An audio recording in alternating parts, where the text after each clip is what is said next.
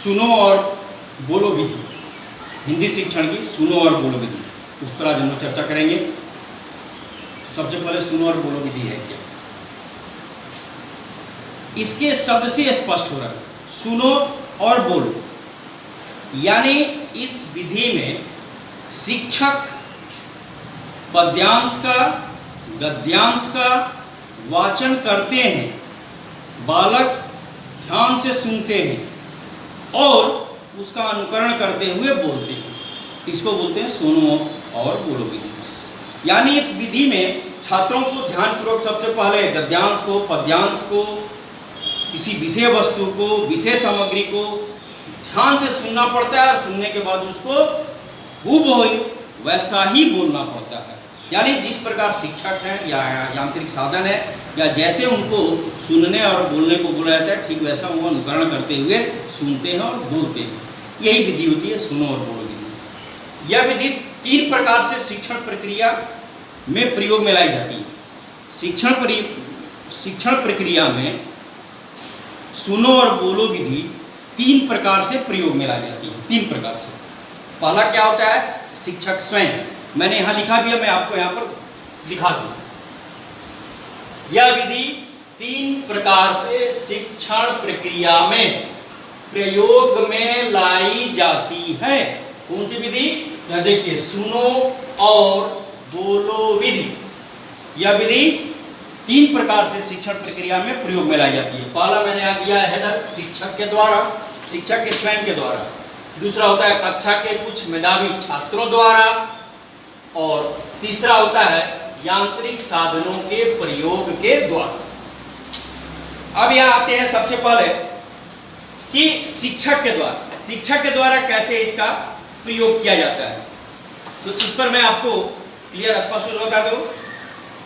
शिक्षक के द्वारा शिक्षक स्वयं शुद्ध उच्चारण करते हैं, यानी शिक्षक स्वयं किसी गद्यांश को, पद्यांश को उचित आरोह अवरोह, विराम चिन्ह, बलाघात आदि का प्रयोग करते हुए वाचन करते हैं, बोलते हैं।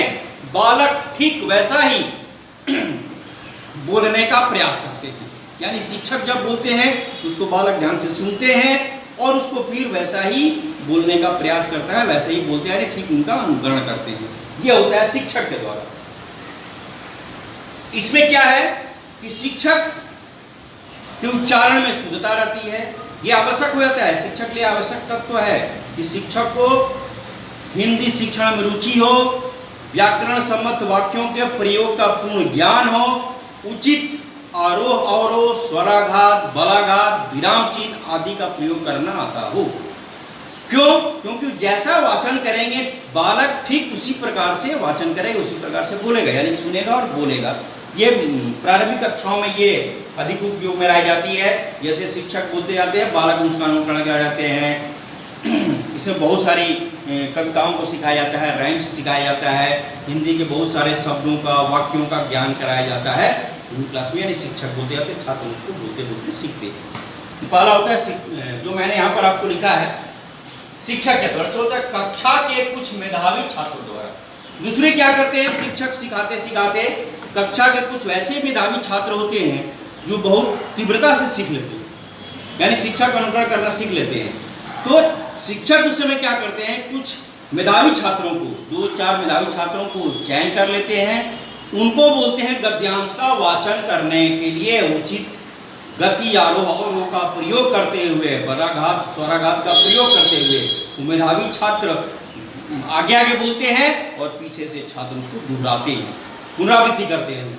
यानी मेधावी छात्रों द्वारा कुछ वाक्यों को बोला जाता है, कुछ पद्यांश को बोला जाता है और शेष बालक जो बैठते हैं वे उनका अनुकरण करते हुए बोलते हैं, ठीक वैसा ही बोलते हैं। तो ये दूसरा हो गया कुछ मेधावी छात्र द्वारा।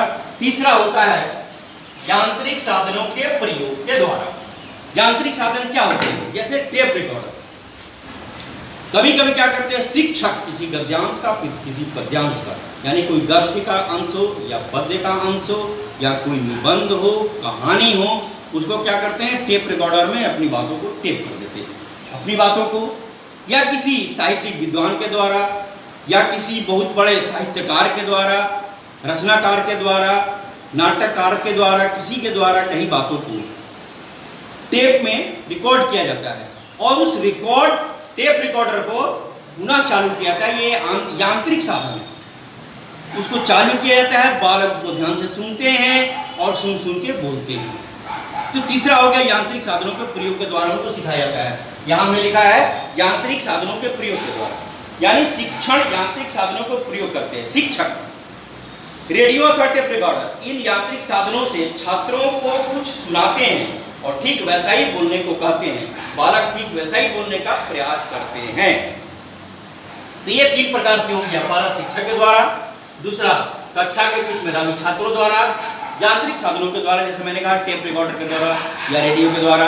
कोई कविता हो रहा है, कोई कविता को हम लोग टेप रिकॉर्डर में टेप कर लेते हैं और उसको फिर बालक को बोलते हैं उसी लय से गाना है, यानी सुनना है। पहले तो बालक क्या करेंगे, ध्यानपूर्वक सुनेंगे और टेप रिकॉर्डर जैसी होगा उसके पीछे पीछे बालक भी बोलेंगे। तो ये होती है सुनो और बोलो, यानी ध्यान से सुनो और फिर बोलो। अब इसके आते हैं गुण या लाभ। तो इसके मैंने लगभग 10 गुण या लाभ बताए हैं, इस पर मैं चर्चा करने जा रहा हूँ, अब ध्यान से सुनेंगे। पहला इसका गुण क्या होता है, छात्रों में सुनने एवं बोलने की क्षमता का विकास होता है। सबसे पहला इसका गुण होता है कि छात्रों में सुनने एवं बोलने की क्षमता का विकास होता है। दूसरा क्या होता है, छात्रों में सुनकर अर्थ ग्रहण करने की क्षमता का विकास होता है।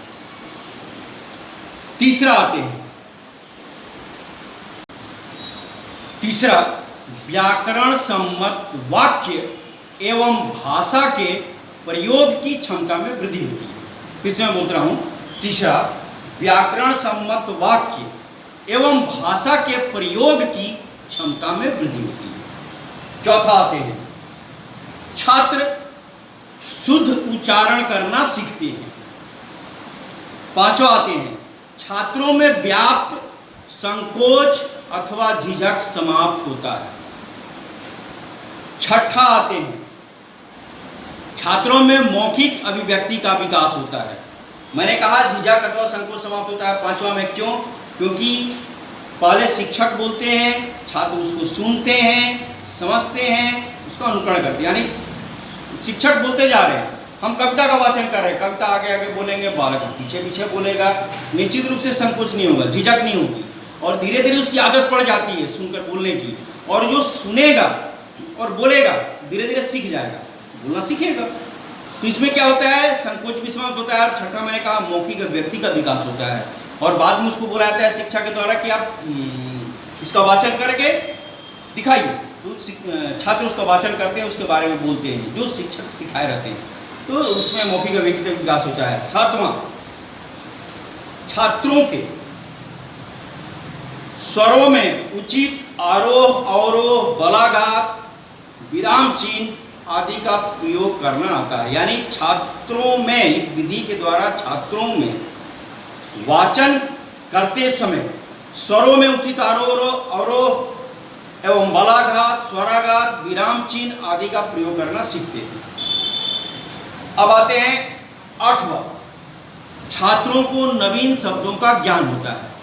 वो हम टेप रिकॉर्डर के द्वारा कोई हम कविता वाचन कराते हैं, टेप रिकॉर्डर के द्वारा कोई नाटक सुनाते हैं, टेप रिकॉर्डर के द्वारा कोई हम निबंध सुनाते हैं, कोई गद्यांश सुनाते हैं। उसमें क्या होगा, छात्र बड़ी ध्यानपूर्वक सुनते हैं और नवीन शब्दों का उनको ज्ञान होता है।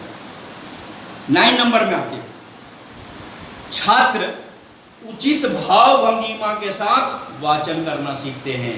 यानी शिक्षक जब उसका वाचन करेंगे तो कविता के भाव के अनुसार जो शिक्षक भाव भंगिमा करते हैं, जैसे मुद्राएं प्रस्तुत करते हैं, छात्र बड़ी ध्यान से सुनता है और उसकी नकल करता है।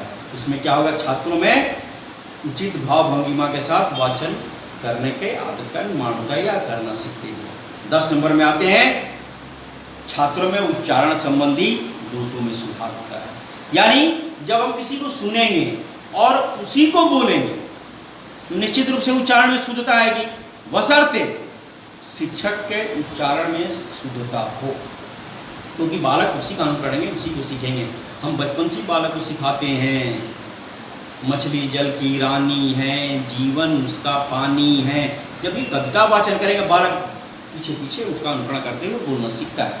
बालक धीरे धीरे पढ़ा जाता है, शब्दों को सिखाते हैं, वाक्यों को सिखाते हैं, बालक सीखता है। तो इन सारी ये करीब 10 ऐसे गुण होते हैं। आइए मैं ब्लैक बोर्ड पर भी लिखा हूँ, आपको दिखा दूँ एक एक करके, आप देखेंगे, ध्यान देंगे। पहला है छात्रों में सुनने एवं बोलने की क्षमता का विकास होता है, पहला जो मैंने बताया। दूसरा आता है छात्रों में सुनकर अर्थ ग्रहण करने की क्षमता का विकास होता है, यानी जो सुनता है तो अर्थ ग्रहण करने की क्षमता का भी विकास होता है उसमें। तीसरा बात ये यहाँ पर है व्याकरण सम्मत वाक्य एवं भाषा के प्रयोग की क्षमता में वृद्धि होती है।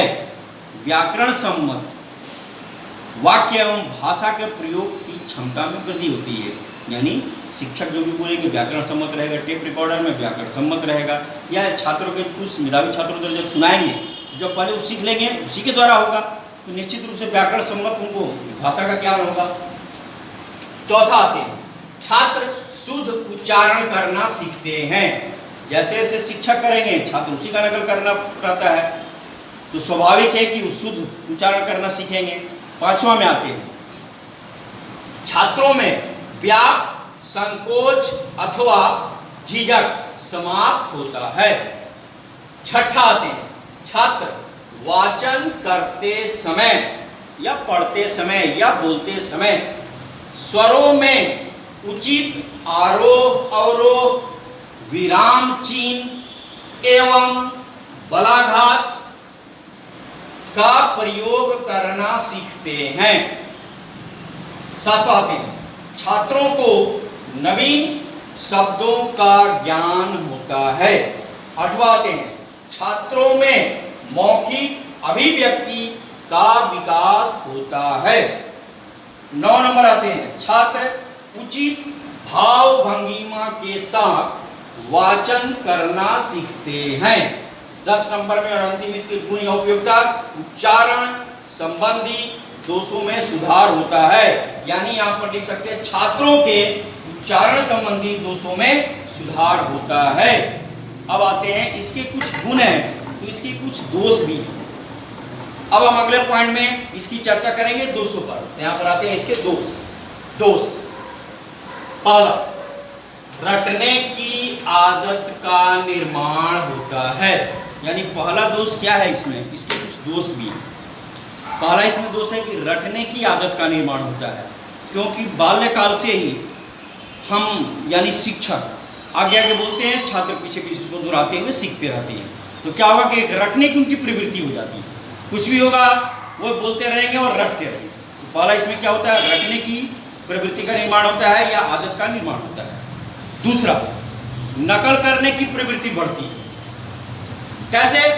क्योंकि छात्र शिक्षक बोलेंगे छात्र सीखते हैं, मेधावी छात्र बोलेंगे छात्र सीखते हैं, टेप रिकॉर्डर के द्वारा छात्र सीखते हैं, तो और वैसा ही बोलने का अभ्यास करते हैं, वैसे ही बोलने उनको सिखाया भी जाता है।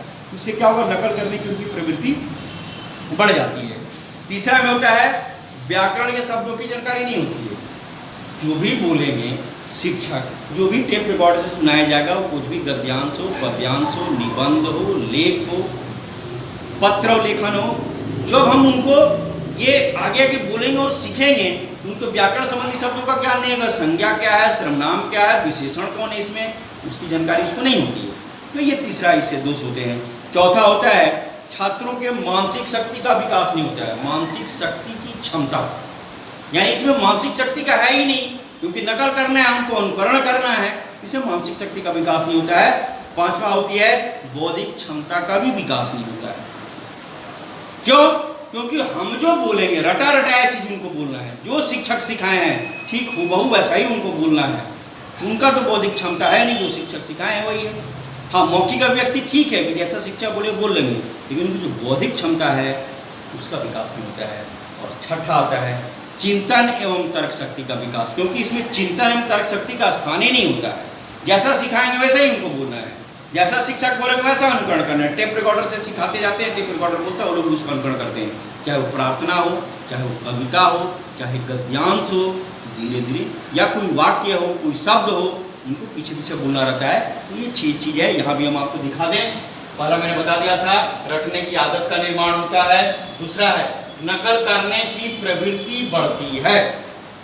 तीसरा, व्याकरण के शब्दों की जानकारी नहीं होती है। चौथा, मानसिक क्षमता का विकास नहीं होता है। पांचवा, बौद्धिक क्षमता का विकास नहीं होता है। और छठा है, चिंतन एवं तर्क शक्ति की क्षमता का विकास नहीं होता है। ये 6 दोष हैं, इसके 10 गुण, 6 दोष हैं। किंतु प्राथमिक कक्षाओं के लिए, पूर्व प्राथमिक कक्षाओं के लिए, कभी कभी माध्यमिक कक्षाओं के लिए भी यह बहुत ही उपयोगी सिद्ध होता है। विशेषकर जब हम प्राथमिक कक्षाओं के लिए बात करें तो अत्यंत लाभकारी सिद्ध होता है छात्रों के शुद्ध उच्चारण के ज्ञान हेतु, छात्रों के मौखिक व्यक्ति के विकास के लिए, छात्रों के सुनकर अर्थ ग्रहण करने की क्षमता का विकास करने के लिए, छात्रों में सुनने एवं बोलने की क्षमता का विकास करने के लिए, मौखिक अभिव्यक्ति का विकास करने के लिए, नवीन शब्दों की जानकारी देने के लिए, उचित भाव भंगिमा के साथ वाचन करने की क्षमता का विकास करने के लिए, शुद्ध उच्चारण करने की आदत का निर्माण करने के लिए ये सब लाभकारी सिद्ध होते हैं। किसमें? तो सुनो और बोलो विधि में। तो आज यहीं पर सुनो और बोलो विधि समाप्त होती है। आपको समझ में आया होगा। सबको धन्यवाद।